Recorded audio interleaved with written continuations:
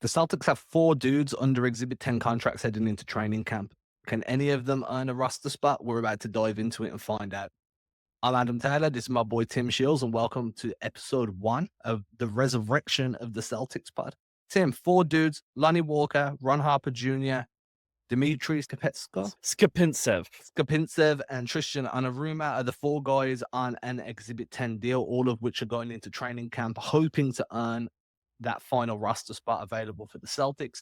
At the moment, everybody kind of thinks it's going to be Lonnie Walker.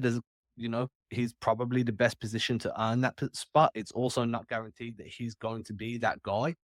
How are you feeling about it? What do you expect this to kind of look like? I feel like the way it shakes out is a lot of people didn't kind of see the Lonnie Walker signing coming. And so, granted, it's still an Exhibit 10, and you have to look at the rest of the depth on the roster. I think out of those guys, it's definitely clear that Lonnie is an NBA player. Where he falls in a rotation entirely depends on what team he's on, because I think you've seen him come in for the Brooklyn Nets. You see him have some good time with the Lakers too. And obviously was with the Spurs for a long time. That's where he got drafted. It is very fitting that he ends up on the Celtics with an Exhibit 10 deal with a chance to crack their rotation. A little bit of a Derek White reunion there, but I think he's the one that you look at the most, only because you look at how this team plays, right? A lot of it is just bigs and wings. This kind of player, that sort of archetype of being able to hit threes, a little bit of size to him, a little bit of speed. He's going to be easier to slot in than some of these other guys. And I mean, the newest one, Dimitri, you pulled up the stats beforehand, before we hopped on earlier, was not much of a scorer, if I'm correct, right? Yeah, not much of anything, to be fair. I'm just going to pull it up on the screen so everybody can see as well, just because that just makes life easier, right? So when I was looking at it, I was expecting to see some big numbers from the G League, just because obviously when you pull in a guy into an Exhibit 10 contract, he's usually performed well in the G League to earn that opportunity. So as you can see on the screen now, these are Skopintsev's numbers from the last 2 seasons. In an accumulation, he's played 28 G League games, averaged 16.6 minutes per game, 5.1 points, and 2.3 rebounds, 1.1 assists, 1.1 block, shot 53.4% from the field.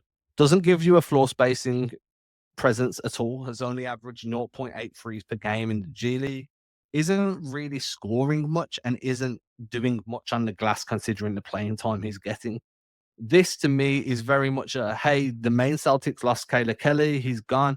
We needed somebody to come in and help the main Celtics. They finished they were 1 game away from winning the G League championship last season. If everybody from that team that was contracted to the Celtics hadn't come up and played in that final game of the regular season for Boston, they'd probably be defending champions down in the G League right now.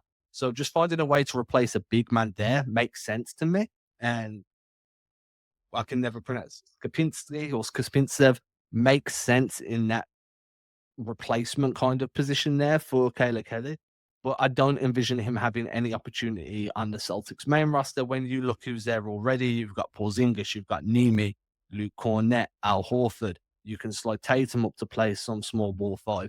There's opportunities around the main roster that's going to make it almost impossible, if not just flat out impossible, for Skopintskev to have any chance of making the primary roster. So for me, bringing him in on Exhibit 10 means you're moving him to main. It also means to me he's probably the most likely to get waived before training camp if the Celtics come across somebody that they want to give a bigger look to, such as someone like Nazir Little, who the Celtics were one of 5 teams that worked him out, along with the Warriors. I think the Spurs were one of the teams. Miami was another.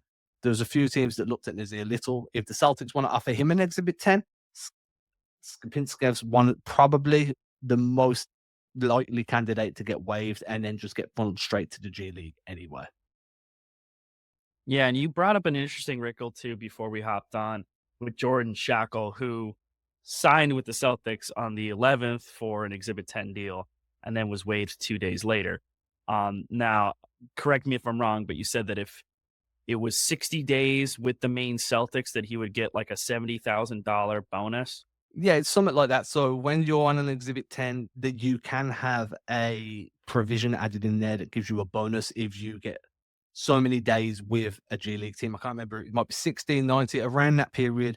And then there's a bonus that comes with it. Shackle's going to, he was a good player for the main Celtics last season. This to me is kind of the Celtics being like, here's a little bonus for your play. We want to keep you in Maine, keep developing you, see what you can do.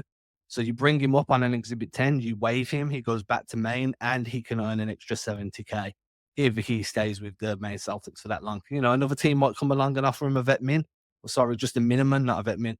And that's worth more than 70K. So then he chooses that instead. But if the opportunity is not there, this is just a way of giving him a nice little pay bump. Grease the wheels a little bit, you know. Yeah, and I think it's also like a little nice like sign, a nice gesture, especially for a team that is not in need of necessarily filling out their roster. But when it comes to the main Celtics, like having guys, keeping them in your system, and also guys who have played well for you, kind of rewarding that. I think that's cool. And I mean, outside of that, too, for these other Exhibit 10s, you've got Ron Harper Jr., who we saw in Summer League play. And then in addition to that, you also have Tristan and Enaruna.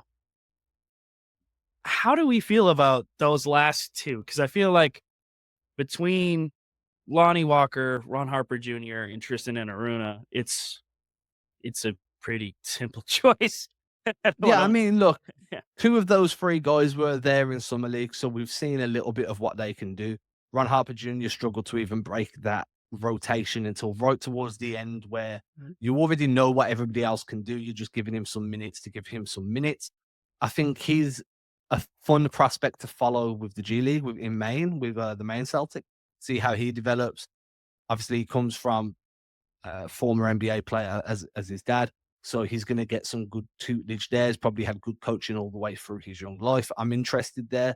Anaruna's the same. I'm not really expecting him to have any sort of opportunity to crack the main Celtics roster, right? And if anyone's looking now, you're looking at an article I did earlier in the week for the Celtics Chronicle newsletter. Hit that subscribe button. It's in the link in all my bios. If you're watching on YouTube, it's in the description below.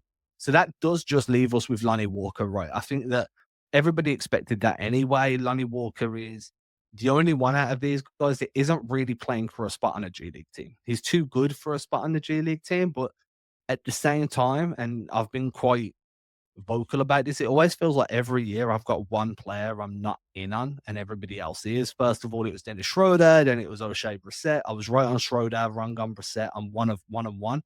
Hopefully, I'm wrong on Lonnie too, but I do have some concerns, right? And this is kind of where I wanted to lead this anyway.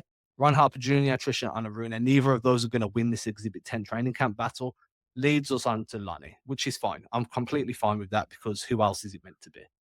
But what that does lead me to is it leads me to Lonnie Walker. So I wanted to look at his accuracy from last season, his efficiency, if you will, because I'm struggling to see what he does exceptionally well that's going to make him such an important part of this team when you factor in the fact that he's already a bit of a defensive liability. He's got the attributes to be good at defense, but he hasn't shown it in any of his stops. Wasn't a great defender with San Antonio, wasn't a great defender with the Lakers, and didn't have the best defensive season with Brooklyn last year either. Shot 60% around the rim, so 6 out of 10 shot around the rim. That's not bad. Like, you can live with that, but for his position, it was in the 33rd percentile. So one of the worst rim finishers for his position in the NBA. Mid-range, 37%. Now, we are talking splitting hairs here because if he'd shot 40%, he'd probably be in like the 80th percentile, right? But he's not going to get mid-range looks with this Celtics team. You might have one or two if you're attacking a closeout with like a 1-dribble, 2-dribble pull-up. But on the whole, those mid-range shots are reserved for Kristaps Porzingis, Jason Tatum, Jaylen Brown, maybe Derek White with that nice little push floater that he likes to do around just below the free throw line. Lonnie's not going to get the green light to play mid-range basketball. He's going to be asked to either attack the rim or to shoot from deep. Shot 38% from threes last season, so he will be a perimeter threat mainly off the catch. But isn't that already what you have in Peyton Pritchard, Sam Hauser? And if you're going to just use him as a catch and shoot guy, why not develop Baylor Scheuerman?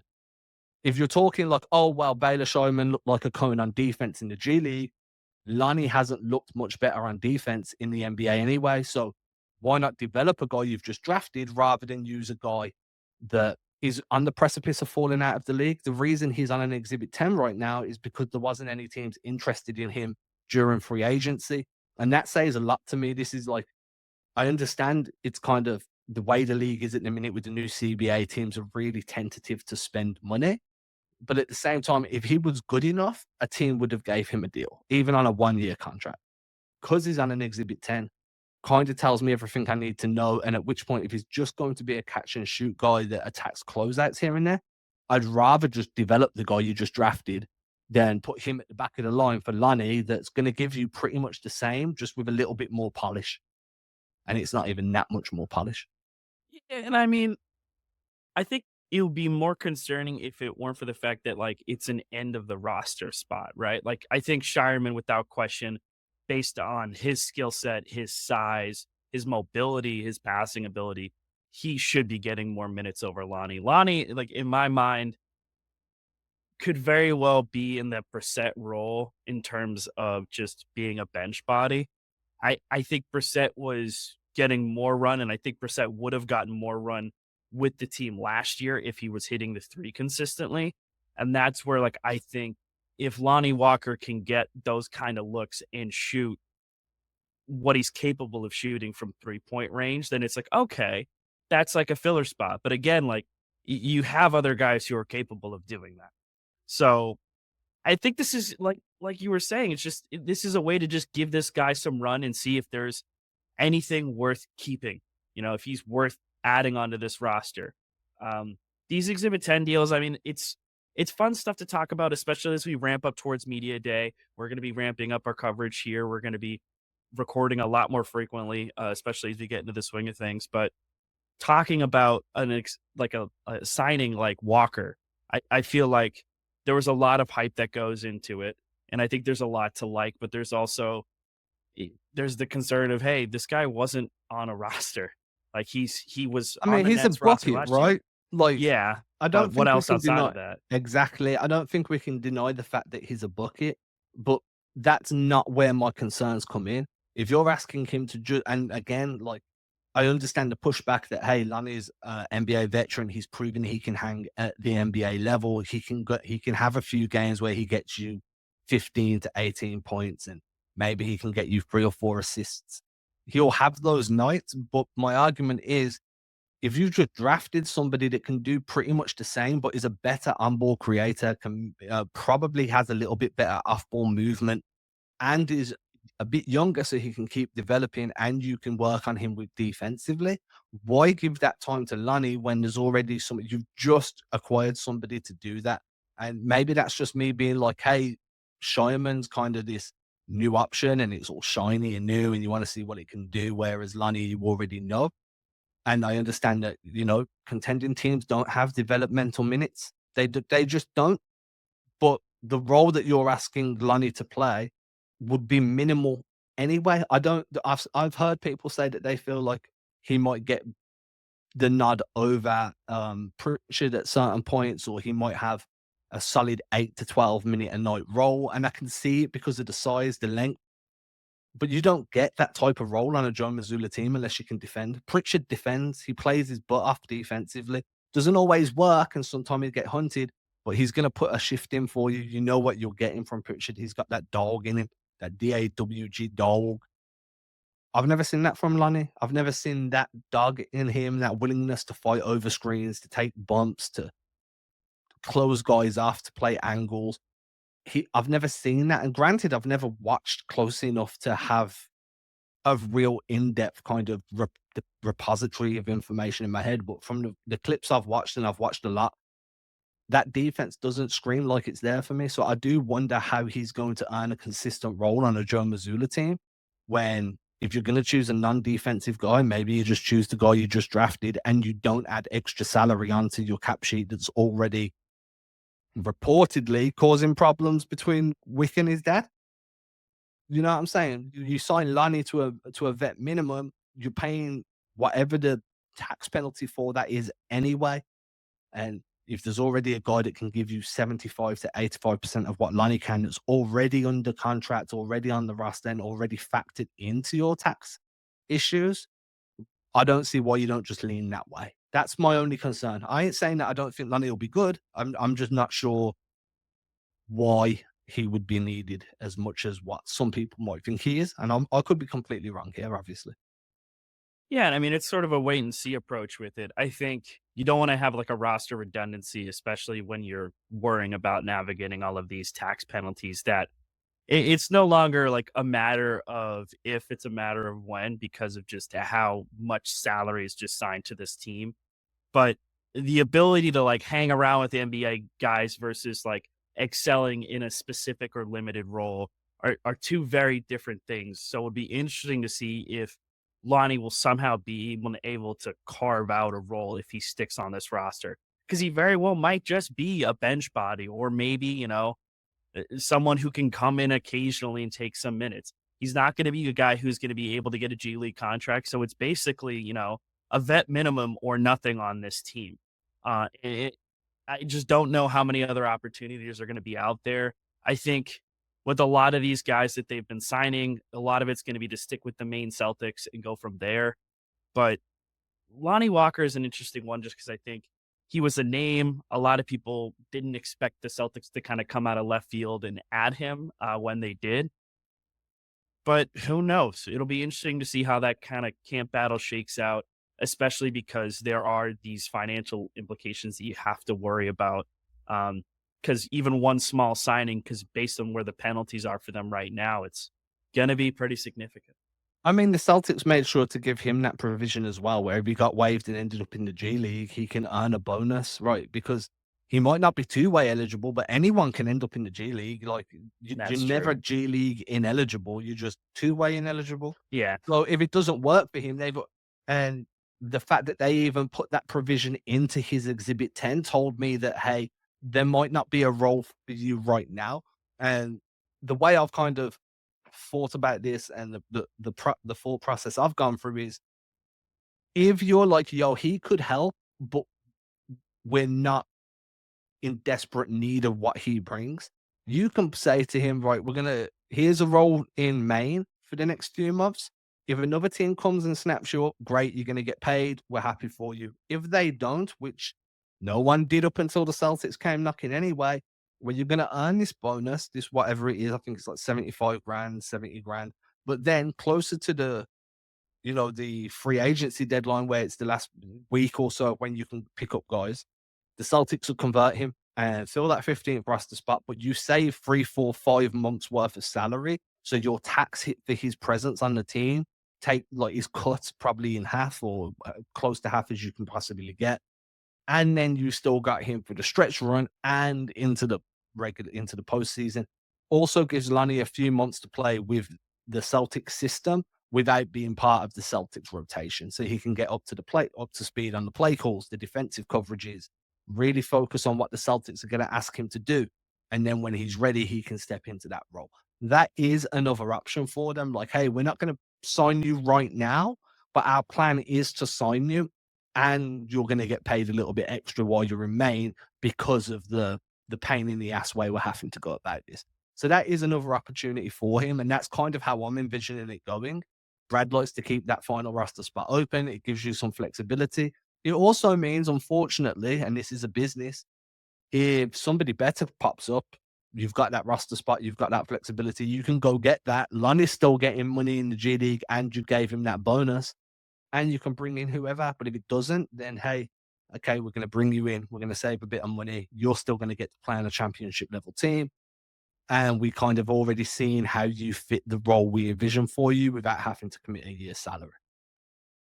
Yeah, and I think that's actually a really interesting like roundabout way of them doing it. I like that. I actually like that approach.